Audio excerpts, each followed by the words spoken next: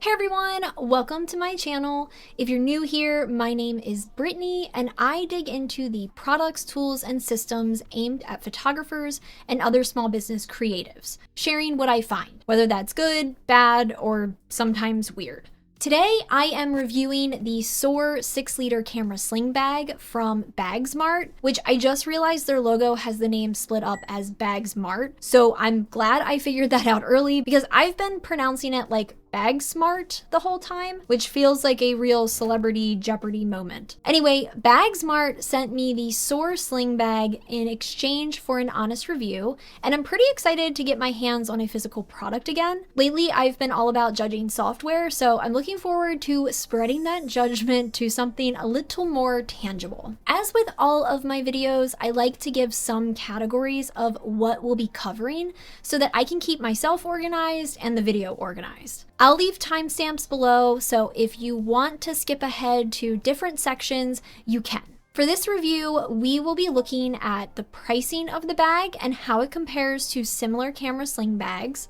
We'll fully break down the bag, both the exterior and interior, from features to materials. Following that, I have a pack my bag activity with a few different packing scenarios to see how much this bag can really hold. And finally, we'll talk about how comfortable this bag is to wear. Everything I'm sharing today is based on my personal experience with this product and how I've tested it to gain the best understanding for a review. What works for me might not be useful to you, and you might have things you wish I would have touched on, and that's completely fine. We all have opinions, and I'm always open to a respectful discussion. If you decide to pick up a BAGSMART bag, or really any camera bag at all, I'd love to hear about your experience in the comments below. From the BAGSMART website, the Soar sling bag is described as being versatile and designed for the modern adventurer. It can seamlessly transition from a camera bag to a commuter companion thanks to flexible dividers. It has water-repellent fabric, pockets, ample storage capacity, and a quick-release shoulder strap designed for easy adjustments. There are 4 colors available for this style of bag, so you aren't restricted to black or gray. There's blue and orange available as well. I was sent the black bag, which is a really nice monochrome. It kind of has some gray mixed in there, or charcoal, I guess. Okay, with that brief overview of the bag finished, let's get to the full review with our first category, pricing. So the short version of this category is that the Soar 6-liter camera bag is $44.99. But I'm not just interested in the cost of this one bag. I also want to know how it compares to other camera bags that are of similar style, size, and features. I went through a handful of camera bag rankings lists, B&H's sling category, a few Reddit threads, and the top links that appear when searching for camera sling bags. So I have a pretty good list of brands to compare our BAGSMART bag to. Right away, we can see that the BAGSMART Soar bag is one of the more affordable options on the market with that $44.99 price tag, just behind the K&F concept bag.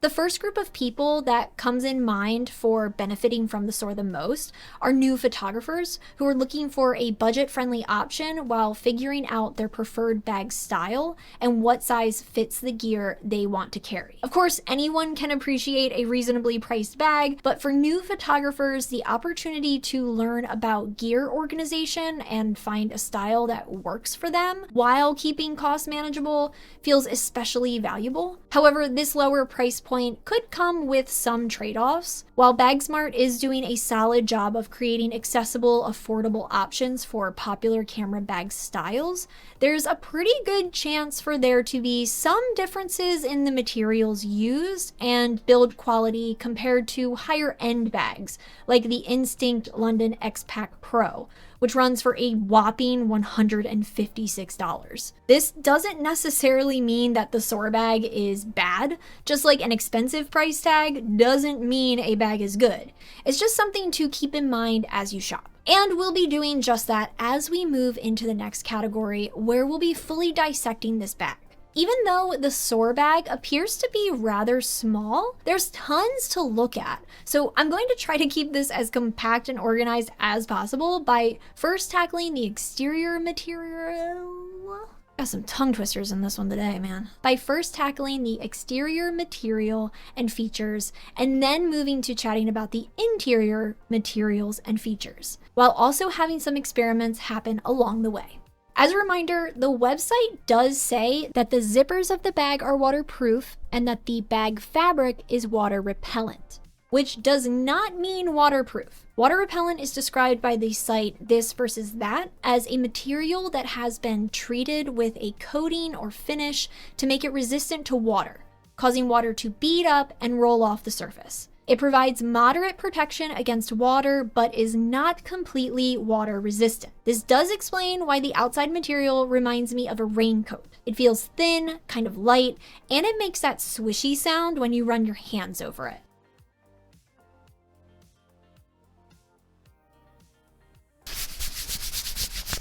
Swishy. In addition to the material, there's also concealed zippers for the exterior pockets that reinforce the confidence that I have in the zippers being waterproof. The slide and pull of the zippers all feel very lightweight, but also still really solid, and they set the teeth well and aren't loose at all. I was really curious and wanted to test what water repellent really meant for the Soar bag, and some of the different scenarios we as photographers might find ourselves in. So, I hooked up my garden hose and sprayed some water. I started off light, just misting some water onto the bag because this felt like the ideal scenario for something described as water repellent. The water formed beads on the surface and the zippers kept everything dry inside, leaving my gear untouched by water. Misty or just weirdly damp days are what I like to think BAGSMART had in mind when choosing the exterior fabric. I then moved to simulating rainfall because on more than one occasion I have had a session or a wedding where rain, sometimes a hurricane, is a total party crasher. The bag still beaded water well, but I noticed some seepage around the zippers. When I checked the interior, I found a bit of moisture on the fabric and my camera and lens had some water on them. If you're moving quickly from one dry spot to another and you just happen to catch some raindrops along that journey, you'd probably be fine, but prolonged exposure to heavy rain without a rain cover will leave your gear damp with this bag. Lastly, I dumped a tub of water on it because I've always wanted to do this sort of extreme test, and this one resulted in massive amounts of flooding to the interior of the bag, which was expected. There were pools of water in the main compartment, back pocket, and even in my camera body, so don't drop this camera bag in a body of water or spill an entire glass of liquid on it, which has also happened to me, because this bag is not going to protect your gear from the moisture that scenario lets in. Moving on to the shoulder strap, it is easy to adjust and the tension lock bits feel tight on the fabric and the buckle has a nice snap to it. That makes me feel like as long as I take care of these pieces, they should live a long and strappy life. I am a little worried that the fabric edge of the strap will be rough on the neck, and while the pad seems to have a little plush to it, there's still a lip of rather rough fabric that I worry might bug my overly sensitive skin. I also worry about how easy this pad can shift, but we'll see how it does when I put this bag to use. One thing I really enjoy about a lot of sling bags is the tripod holder, which I'm also happy to report the Soar bag also features. This part is adjustable and can easily be tightened around a variety of tripod sizes. The hooks hold really well, they don't slip out easily at all, as you can see from me struggling to unlatch them. The hooks are also created using a lightweight but strong metal. I tried bending them by hand because they just kind of felt hollow, and I can confidently say that the hooks aren't easy to bend by human hand, which is something that feels like it obviously wouldn't be able to happen, but still feels like a relief, I guess. Getting into the pockets of the bag, there are a total of 4 compartment areas. The first pocket is in the front and uses a secret zipper to contain any items that are put into this very roomy section. On top of the bag, there's another zipper pocket that's a little tucked away from view. Within this section, there are 2 slip pockets, along with a lot of extra space for any additional bits and bobs. Then there is a pocket in the back of the bag that has a snappy magnetic clothes. In this area, there's a keychain leash, which I'm a little embarrassed to admit took me the tiniest bit of time to figure out how to open. I thought for some reason it was a sideways twist. Then I thought I had to pull the top and bottom apart, but it's actually a hinge that I just had to push in. I blame the metal ring for shifting on the fabric and covering up the hinge when I first looked at the loop. And finally, there's the main zipper zone, which is where our interior look-see of the Soar bag really begins. Inside this section, there's a slip pocket that is made of some rather thin material that doesn't really have much plush to it. There's the main compartment that again doesn't contain much plush at all, and the fabric feels rather loose. In this main section, there is a divider that is sewn into the walls of the bag, so it's not fully adjustable and also doesn't feel very stable because the bottom of the divider is just loosely sliding around.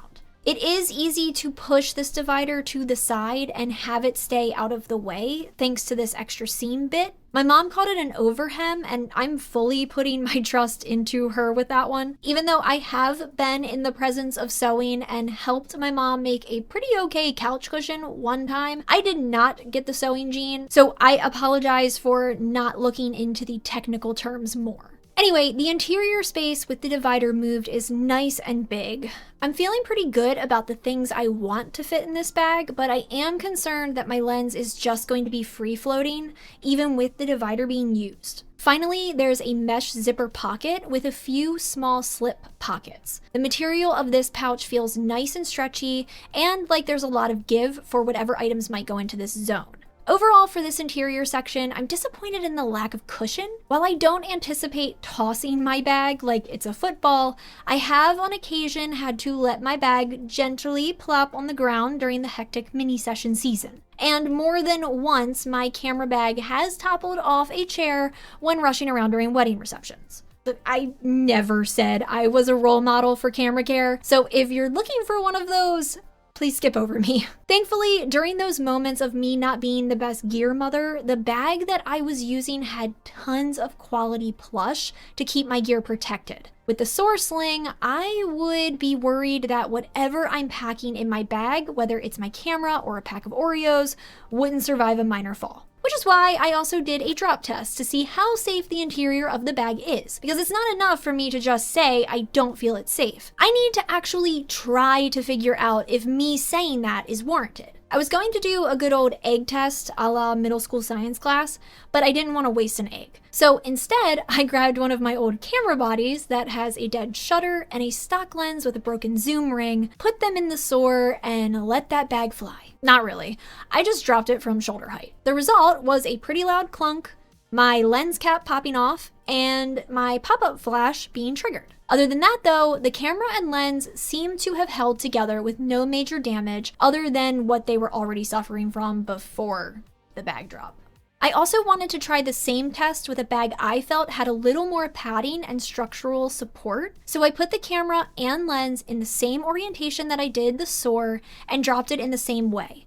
There was another loud clunk, and when I opened the bag, I was very surprised to see that the lens had completely disconnected from the camera body and that the mount connector was now broken. So I was unable to reattach this lens. I also didn't notice until later that there was a piece of the lens that came loose and was now jostling around. I can't say for sure that a second drop in the Soar bag wouldn't have given me the same outcome, but I can say that this made me look at both the Soar and the other bag I used a bit differently. I initially thought that this other bag with the harder shell and more structured dividers would offer better protection, but after closer inspection, I realized it actually had less padding than the Soar bag, and more so than that, the firmness of the other bag might have been amplifying the shock when dropped, rather than absorbing it. I don't know, I'm not a scientist, but this had me curious about putting things in other bags and dropping them, so that's pretty fun. With the material and pockets of this bag thoroughly red for filth, we can keep things moving and explore how much stuff we can pack into it.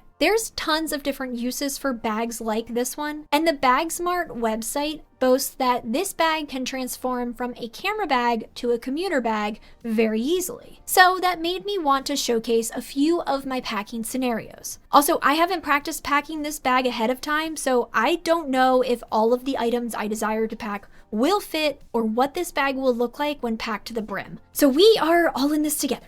I'm first going to pack what I normally would for a typical portrait session day. I have my D850 with a 50mm attached, my 85mm, my 20mm, a dead tablet for some creative shots, a prism, my chapstick, my phone, and my memory card holder. The result of this scenario ends up being that I can't comfortably pack all of my lenses, which does suck, but on the bright side, not everyone shoots like me, so you may only have 2 lenses that you shift between, or you might not shoot primes and only use 1 lens. If that is the case, the Soar will be an easy pack for all of your essentials, including your chapstick. Moving on to what I would be packing if I was traveling, I got my D850 with a 50mm lens attached, a battery charger, my memory card holder, my chapstick again, my headphones, my phone, a phone charger, my wallet, and the Nintendo Switch that my husband and I are supposed to share, but it's more mine because I have farms that I need to attend to. This is a tight squeeze. Truthfully, after the first scenario, I was really not sure how any of this was going to go, but I did manage to get it all in there. Although, since this bag is more flexible with its structure, when other compartments are packed, the items tend to push and reduce the space allotted in other pockets, resulting in some pretty cramped quarters. Also, if you have a Switch, I do not recommend packing it in this way at all. I had to make some quick adjustments when I realized it wouldn't fit, but I still wanted to squeeze it in. And the final scenario that we are packing for is more of a fantasy one where I have the desire to go outside to a permitted area and fly my drone. We are packing up my drone, the controller, the charger because better safe than sorry, extra batteries, my phone, a snack because I don't know how long I'll be, and the main character of all these scenarios, my chapstick. This was the easiest pack up. Everything fit super well and the bag was able to retain an appearance that wasn't lumpy and bumpy. I guess the real lesson here is that I need to not let my too much gene take over when packing for those other scenarios, which is already something I know I need to work on, but this bag and this exercise really drove that point home. A lot of stuff can fit into the bag, however, when the bag starts getting filled, it brings into question how unwieldy it might become and also how comfortable it will be to wear, which is a great question for the last category since it's all about the comfort of wearing the bag. I didn't want to just showcase the bag completely filled or totally empty with only speculation on what it's like to wear, so I decided to give myself a handful of days wearing this bag for at least an hour every day. Even though I wasn't going to be doing any sessions during this trial, I still wanted to make sure I gave an accurate test drive of how it feels on the body. So I packed my Soar bag and just wore it while I did stuff around the house and outside. Inside my bag, I had my D850 with my 50mm attached, and I also popped out the divider for my 35mm to not only give the bag some extra weight, but also to test the material comfort and structural integrity. The first thing I was looking at was the strap. I was a little worried about where it would fall on my shoulder and neck, if it would rub and bug my skin, and if the shoulder pad and clamps would shift over time. I found that if the bag was on my side, the strap would drift closer to my neck and ended up feeling really restrictive at times. But if I slung the bag to my back or had it directly in front, like I was taking my camera out, the strap stayed nicely on my shoulder and I didn't have to adjust it too much. The shoulder pad is easy to move, but it does get caught on the strap tension lock, which I know that if I'm in a moment of high intensity and need to get this pad out of my way, the first time it keeps me from doing that, I'm either ripping off the shoulder pad completely or taking the bag off and putting it down. I was pretty worried about wearing this camera bag for extended periods of time on my shoulders. My shoulders are messed up, probably as a result of wearing a lot of shoulder bags. So wearing any type of bag typically results in my shoulders seizing up. So I was concerned with what I was potentially doing to myself. But because the Soar bag does have this easy adjustable clip, I experimented with turning it into a fanny pack. It worked quite well as a fanny pack, and I ended up wearing it in this style for much longer than expected. My shoulders and myself were very happy. Please be aware though that BAGSMART does not showcase or advertise this bag being able to do this transformation. This is me personally needing shoulder relief and making my bag conform to that need. Moving to the actual bag part, it sits really nice and close to the body, although because the padding is pretty light, I can feel my camera through the bag. It did get a little uncomfy, but I just started shifting my camera into different positions until I found one that didn't dig into my torso anymore. I did read that the flimsiness of the divider made it so that gear could bang into each other. I didn't have this issue, but I can see why that would happen because that interior divider has nothing to lock it in place on the bottom of the bag. So depending on how much you're moving, the divider could potentially flip up. Personally, I found the bag section to be the weakest in comfort. Again, this is a very budget-friendly bag, so there are going to be trade-offs, and I found that fact to be most evident with the interior structure. However, being able to adjust the straps and move the bag around did help balance out my comfort quite a bit. So, to wrap up this review, when would I see myself using this bag? There was a time when I realized I didn't need to carry everything with me on every single shoot. Having a separate, lighter bag for just the essentials not only gave me the freedom to move better while shooting, but it improved my in-field workflow. The Soar bag fits perfectly into that lighter bag description. It's affordable, well-organized, and secure for your gear, making it a great option when you need something that's not overly complicated. Sure, it does feel a little flimsy, but for its price point, it offers a solid introduction to the kind of bag you'll want for those smaller, more streamlined shoots. It's a great stepping stone, whether you're just starting to figure out your gear needs or you're ready to pare down for a more efficient, mobility-focused setup. It's not going to be your end-all bag, but it gives you room to learn where you want to grow. I want to again thank BAGSMART for sending me the Soar 6-liter camera bag in exchange for this review.